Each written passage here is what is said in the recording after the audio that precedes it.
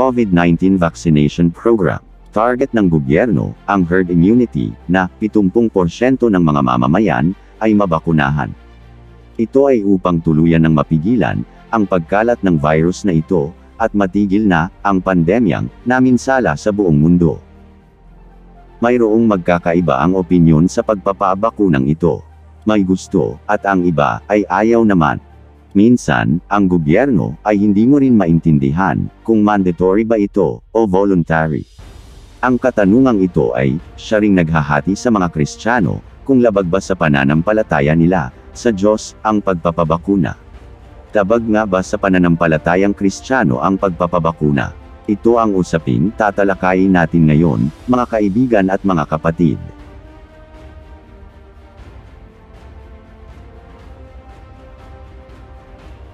Pero bago natin ituloy, mga kaibigan, kung gusto nyo ng mga ganitong usapin, pakipindot na lang ang like button, at mag-subscribe na kayo.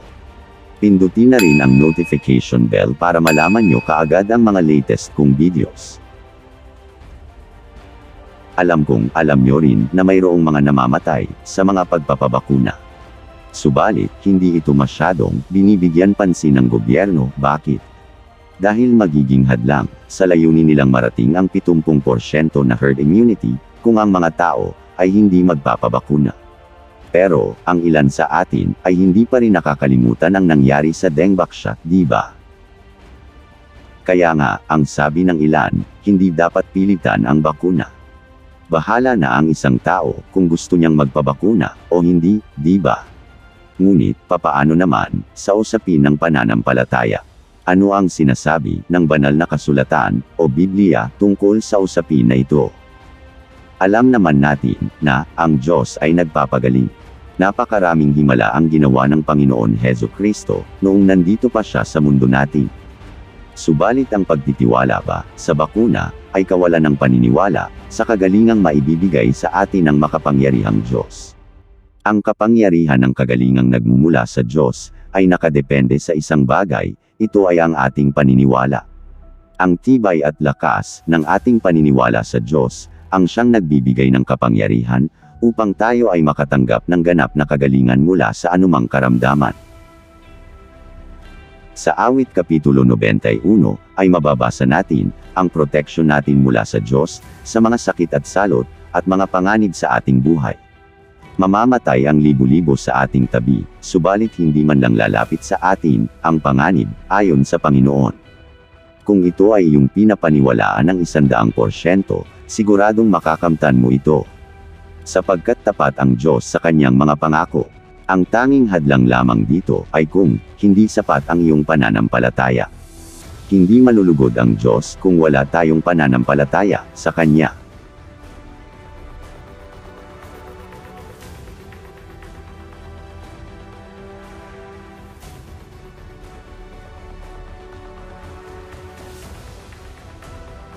Malinaw na sinasabi ng Diyos na walang anumang sakit, o salot, o anumang panganib sa ating buhay ang darating kung tayo ay nananampalataya sa Kanya. Ang tanong ngayon, nasaan ang iyong pananampalataya? Nasa bakuna ba o nasa Diyos? Subalit hindi lahat ng Kristiyano ay ganito na ang pananampalataya. Mayroong mga bago pa lang tumanggap sa Panginoon at sanggol pa lamang sa pananampalataya. Kasalanan nga ba ang magpabakuna? Ipinagbabawal ba ng Biblia ang magpabakuna? Nagkakasala ba ang mga mahihina pa ang pananampalataya dahil sila ay nagpabakuna? Hindi lang naman ang mga Kristiyano ang ayaw magpabakuna, may mga taong ayaw o takot magpabakuna dahil nadala na sila sa karanasan natin sa bakuna dahil nga sa dengue shot. Ang iba naman ay natatakot dahil may mga kumakalat na kwento na ang side effect daw ng bakuna ay magiging zombie ang mga nabakunahan paglipas ng ilang taon. Mayroon namang kwento na ito raw ang tatak ng 666, ang prophecia mula sa aklat ng Revelation sa Biblia. Kanya-kanyang dahilan ng mga taong ayaw magpabakuna. Pero sa punto o pananaw nga ng ilang mga grupo ng Kristiyano, ito ay labag sa kanilang pananampalataya. Pero ang tanong nga, kasalanan nga ba o ipinagbabawal ba sa Biblia ang pagbabakuna? Bagamat inuudyukan tayo ng Biblia na manalig sa Diyos bilang ating protection at kagalingan, subalit kung ang isang kapatid ay mahina sa pananampalataya, wala namang di makatwirang panghuhusga o pamimilit sa kanya kung siya ba ay magdesisyon na gumamit ng tulong mula sa medisina. Hindi itinuturo ng Biblia na ang pagpapabakuna ay isang kasalanan. Sa kabilang banda naman, tinuturuan tayo ng Biblia na magpasa ilalim sa gobyerno na nagpapatupad naman ng pagpapabakuna. Basahin sa mga taga-Roma Kapitulo 13 versikulo 1 hanggang 7 at sa unang Pedro Kapitulo 2 versikulo 13 hanggang 15. Ngunit sa ilan namang mga Kristiyano, ito ay labag sa kanilang budhi. Alam nilang mas makapangyarihan ang Diyos kaysa anumang bagay o pangyayari na darating sa kanilang buhay. Ipinaliwanag ni Apostol Pablo ang prinsipyo tungkol sa usapin na ito. Basahin natin sa mga taga-Roma Kapitulo 14 versikulo 21 hanggang 23. 21. Higit na mabuti ang hindi kumain ng laman, o uminom ng alak, o gumawa ng anumang bagay na makakatisod, o makakapagdulot ng pagdaramdam o makakapagpahina sa iyong kapatid. 22. Ang pananampalatayang nasa iyo ay iyong panatilihin sa iyo, sa harap ng Diyos. Pinagpala ang taong walang kahatulan sa sarili dahil sa mga kinikilala niyang katanggap-tanggap.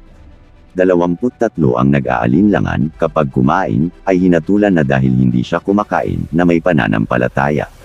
Ang lahat ng bagay na hindi sa pananampalataya ay kasalanan. Sa simula ng Kabanata 14 ng mga taga-Roma ay pinapayuhan tayo ni Apostol Pablo na tanggapin ng mga malalakas ang pananampalataya, ang mga mahihina.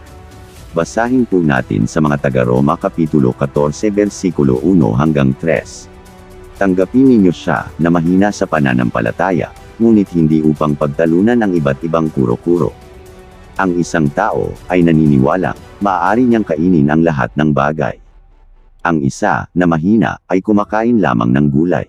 Siya na kumakain ay huwag maliitin ang isang hindi kumakain.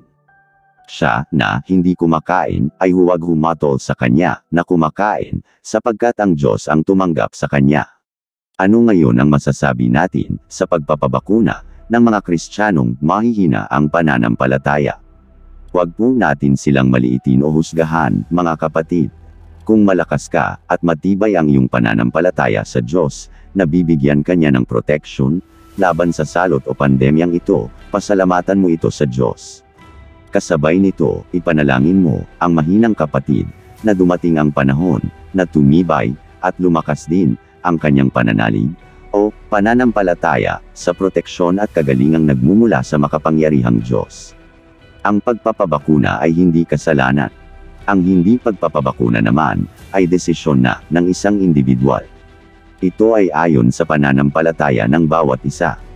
Kung kaya, ikaw, na malakas at matibay ang pananalig sa Diyos, at ayaw mong magpabakuna, pinagpala ka, at panalitihin mo sa iyo ang pananampalatayang ito. At kung ang mahinang kapatid, o sanggol pa lamang sa pananampalataya, ay magdesisyon namang magpabakuna, tanggapin mo siya, at huwag nang pagtalunan pa ang bagay na ito. Iba't iba ang antas ng pananampalataya ng bawat Kristiyano. Ang mga sanggol ay gatas pa lamang ang kinakain, samantalang ang mga matatanda na ay kaya ng kumain ng karne, wika nga. Pagtrabahuan natin ng mainam ang kanya-kanya nating kaligtasan ng may takot at panginginig sa Diyos.